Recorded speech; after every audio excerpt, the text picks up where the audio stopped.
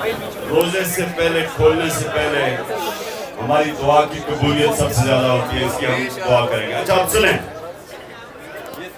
पहले तो नजम आपकी जो आपने नात पढ़ी, आपका हम सब शुक्रिया अदा करते हैं।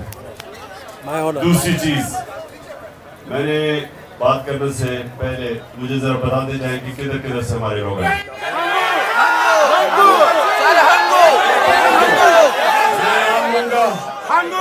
मैं नाम लूंगा, आपने बताना। लाहौर, लाहौर, रहीम खान, अच्छा ज्यादा है आज गांव से।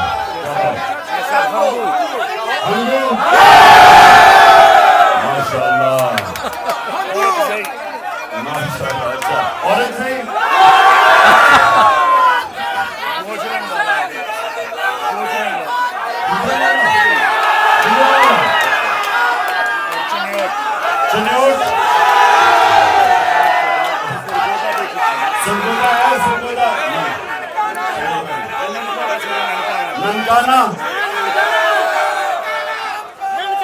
ननकाना से तो बड़े कमजोर लोग पहुंचे हैं।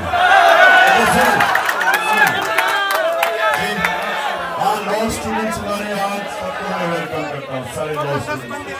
अच्छा जी, अब सुनना है 9 मिनट। हाँ, लंदन से भी हमारे आए हैं, लंदन, कश्मीर, लॉस एंजलिस और साजिद, वेलकम। अच्छा जी सुने आप प्लीज, खामोशी आप। देखिए आप, ये मैं जो कोई इस्लाम का स्कॉलर नहीं हूं, लेकिन मैं अपने जिंदगी के तजर्बे से जो मैं समझाऊं अपना दीन को, मैं आपके सामने उसकी छोटी सी चीज रखता हूं।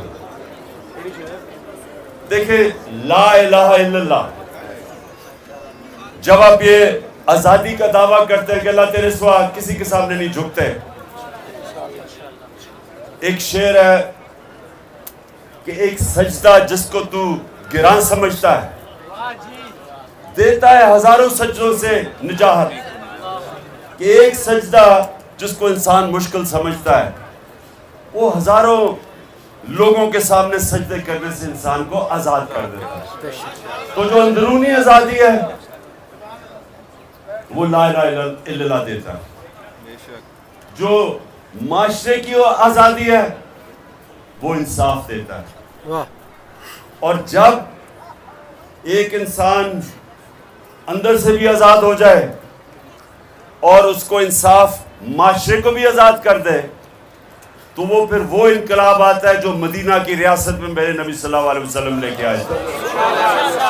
125 जंग बदर, 313 लोग, 11 साल के बाद 636, जो उस वक्त की सुपर पावर थी, बैजेंटाइन एम्पायर, जिसको रोमन एम्पायर भी कहते हैं,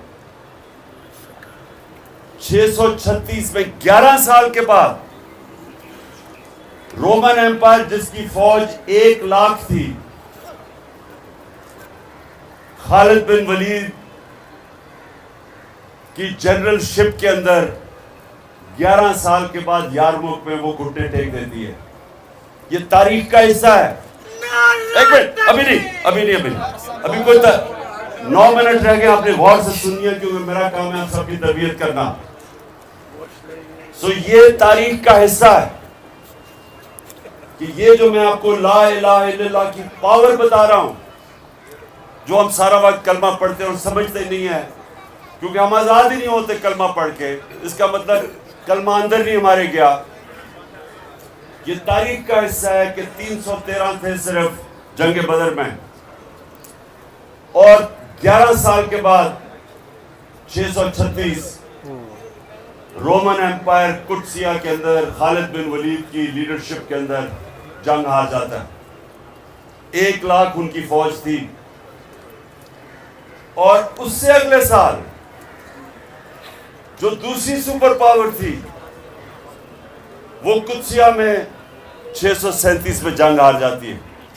2 सुपर पावर्स 12 साल के अंदर मुसलमानों के सामने घुटने टेक देती है। ये है पावर ला इलाहा इल्लल्लाह की। क्योंकि वो जो अरब जिनकी कोई हैसियत नहीं थी, उनको नबी सल्लल्लाहु अलैहि वसल्लम जो दुनिया की तारीख के सबसे अजीम लीडर, ना कोई आया ना आ सकता है, उन्होंने उन लोगों को आज़ाद किया, माशरे को आज़ाद किया अदल और इंसाफ देके। जब इंसाफ होता है तो इंसान बराबर हो जाते हैं।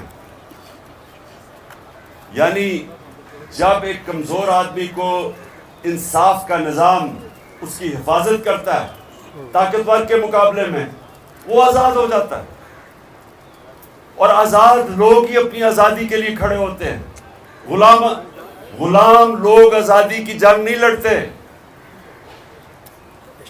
जो अफगानिस्तान और ये जो ऊपर हमारा कबायली इलाका, ये सारा जो इलाका था, जो भी फतह करने आता था हिंदुस्तान, वो जब अफगानिस्तान से निकलता था और ये जो हमारा कबायली इलाके से निकलता था, जिधर आप यहाँ हंगू वगैरह के लोग बैठे हुए, खैबर, इधर से जब सुने जब निकलता था तो वो सीधा जाता था दिल्ली पानीपत पे। एक जंग होती थी, बीच में कोई लड़ता नहीं था, उनको कोई रोकता नहीं था, और जो जंग जीतता था उसका वो हुक्मरान बन जाता था। और अफगानिस्तान 3 सुपर पावर्स उसको फतह नहीं कर सकी। क्या वजह है? क्योंकि उनका जो निजाम है, उधर लोग आजाद हैं, जिसको फ्यूडल सिस्टम कहते हैं। फ्यूडल सिस्टम के ऊपर जो ताकतवर बैठा हुआ है, उसके नीचे लोग गुलामी करते हैं। तो हिंदुस्तान में क्यों नहीं कोई लड़ता था? क्योंकि वो पहले ही गुलाम थे।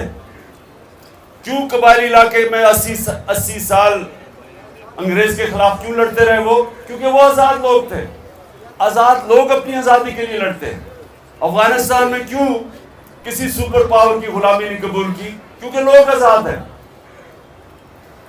तो हमारा इस वक्त पाकिस्तान में जो जंग है वो आजादी की है, हकीकी आजादी की। आजादी आती है इंसाफ से। जब क्यों कबायली इलाके के अंदर और अफगानिस्तान में क्यों लोग आजाद थे? क्योंकि उनका जो जरगा सिस्टम था वो लोगों को इंसाफ देता था। जो एक जरगा, जिसको लॉ जूरी सिस्टम था, जूरी सिस्टम के अंदर जूरी सिस्टम ये होता था कि ताकतवर कमजोर को सामने बैठाते थे और इंसाफ हो जाता था, लोग आजाद थे। यहां जो चौधरी था वो कानून से ऊपर, जो बेचारा नीचे, उसको इंसाफ नहीं मिलता, लोग गुलाम थे। तो ये जो हमारी अभी जंग है वो आजादी की है। हमने इंसाफ लेना है। ये जो हकीकी आजादी है, ये आजादी की जंग है। और इसके लिए सारी कौम को तैयार होना चाहिए, क्योंकि आपके सामने चोरों के टोलों को ऊपर बैठा दिया है सहूलतकारों ने, और वो हम सबको समझते हैं कि अब हम इनकी गुलामी करेंगे। और जो भी, और फिर ये मेरे घर पे हमला, पुलिस, FIR, अभी अली अमीन को इन्होंने जेल में डाला। सिर्फ लोगों को ये बताने के लिए कि हम आजाद नहीं है, हम जानवर हैं, जिधर मर्जी ये चाहे हम जानवरों को उधर डंडे मार के कर देंगे। इसलिए हम सब ने इस जंग में शिरकत कर दी। और आखिर में देखो, आप सब लीडर हैं। हम सब लीडर क्यों हैं? क्योंकि हम अल्लाह की सबसे अजीम मखलूक, अशरफुल मखलूकात हैं। हमें समझ नहीं आती कि अल्लाह ने हमें कितनी सलाहियतें दी है। जब उसने, अल्लाह ने फरिश्तों को कहा कि इंसान के सामने झुको, और इब्लीस ने कहा कि ये तो मैं आग का हूं और ये मिट्टी का है, तो अल्लाह ने फरिश्तों को कहा कि तुम्हें भी नहीं पता कि मैंने कितनी इंसान को सलाहियत दी। हमें इंसानों को भी नहीं पता हमारे पे कितनी अल्लाह ने कितनी नेमतें बख्शी हैं, क्योंकि हम अपनी सलाहियतों को आजमाते ही नहीं है।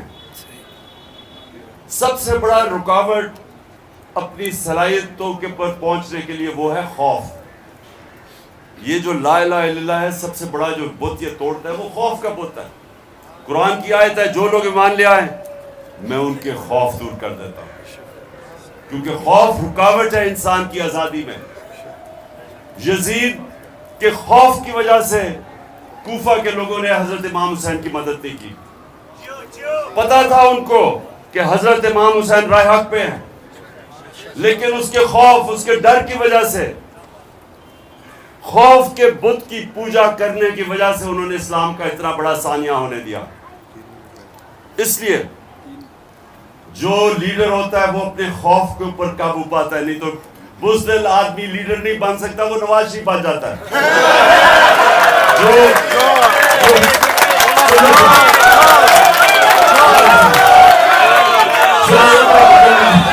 सुने, 2 मिनट रह गए, 2 मिनट रह गए, ये सुने मेरी बात। जो ला इलाहा इल्लल्लाह ना, सबसे इंपॉर्टेंट चीज वो इंसान को गैरत देता है। और गैरत इंसानों के अंदर फर्क है, एक बेगैरत होता है, एक गैरतमंद होता है। जो गैरतमंद लीडर होता है गैरतमंद है, मुसलमान ही होता है गैरतमंद। क्योंकि जब आप दावा करते थे कि अल्लाह मैं किसी के सामने नहीं झुकता, या खौफ का बुत हो या पैसा हो, तो आप गैरतमंद इंसान की माशरे में इज्जत बढ़ जाती है। कभी भी अरबोपति भी हो, बेगैरतों को उसकी इज्जत नहीं करता। इसलिए सुने, ये याद रखना कि ला इलाहा इल्लल्लाह और गैरत एक ही चीज है। और जो आप में से लीडर बनेंगे, ये याद रखना कि खौफ के बुत को तोड़ना, और दूसरी जो सबसे इंपॉर्टेंट चीज है कि मेरे नबी सल्लल्लाहु अलैहि वसल्लम की नबूवत से पहले 2 सिफतें थी, सादिक और अमीन। लीडर सच्चा होता है और इंसाफ करने वाला, अमानतदार होता है। ये जो चीजें हैं, ये हमें फर्क करती है। आप एक दुआ करनी है आप सबने हाथ खड़े करके, अल्लाह हमारे मुल्क को, सबसे मेरी जो दुआ है ना कि हमारे मुल्क को हकीकी तौर पे आजादी दे। आमीन।